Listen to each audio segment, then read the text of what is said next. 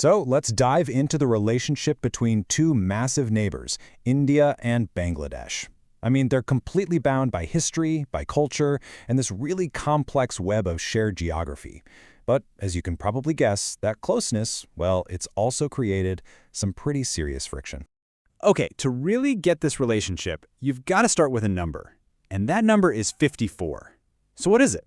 Well, it's the number of rivers that flow right across their shared border. That is a massive, life-giving connection, for sure. But, as we're about to see, it's also a source of some really deep-seated conflict.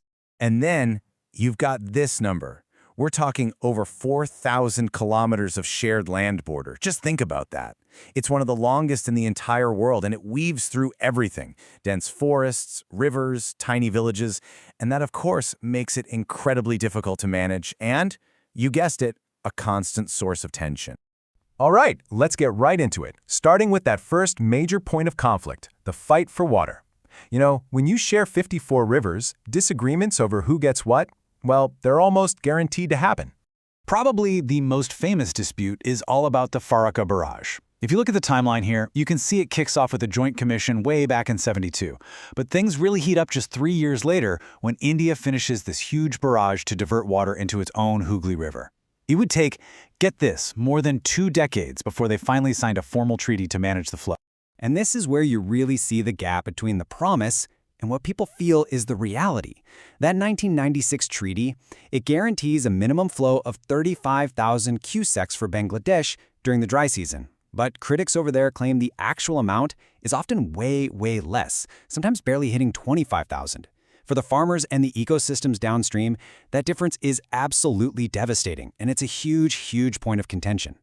And listen, it's not just the Ganga. The Teesta River is another major flashpoint. It's absolutely crucial for agriculture in northern Bangladesh. A deal was actually on the table back in 2011, but it completely fell apart at the last minute. And the reason? Internal Indian politics, specifically opposition from the state of West Bengal. It's just a perfect example of how local issues can totally derail major international agreements. Okay, so let's shift gears now. We're moving from the flow of water to the drawing of lines on a map. Our second big issue here is the unresolved border.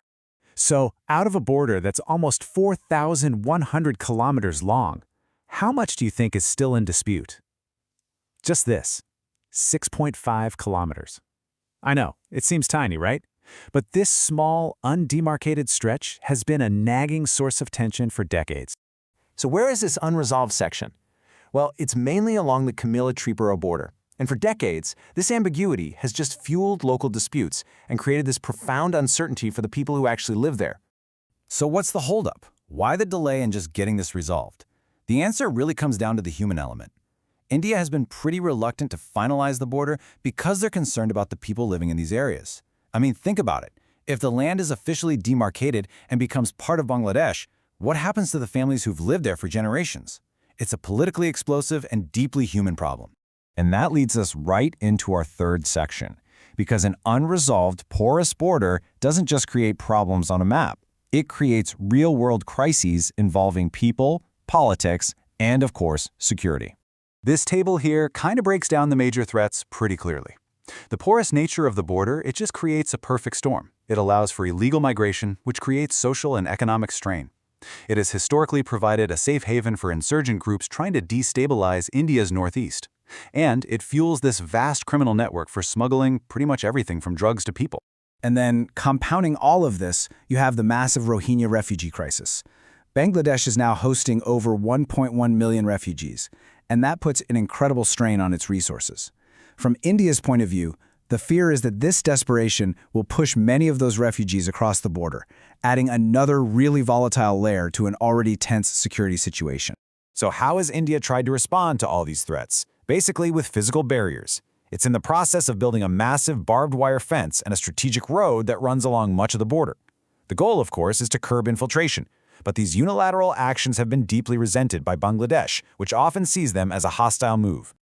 So, all of this brings us to the future. All these tangled issues, water, land, people, they really paint a picture of a shared and profoundly complicated destiny.